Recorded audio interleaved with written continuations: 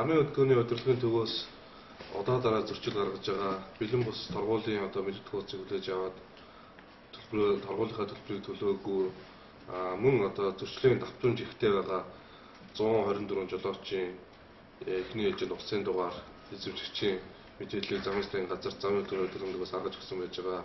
Энэ мэдээллийн мөрөөр бид эдгээр зөрчил гаргасан жолоочд нарт захын арга хэмжээг чагтгаж тооцох арга хэмжээ бол эхэлсэн байна.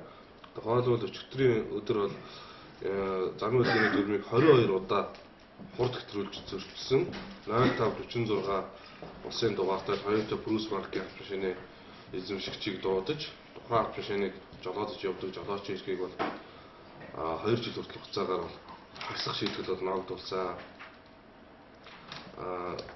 Энэ жолоочийн гаргасан зөрчил энд бидэнд ирсэн байгаа мэдээлэлээр бол бүгд нотлох баримтаар нотлогдсон. Бүгд хяналтын камерын дүрс бичлэгтэй хизээ ямар зөрчил гаргасан эдгээр бүх зүйлүүд энэ хөдөлшгүй энэ нотлох баримтаар нотлогдсон байж байгаа.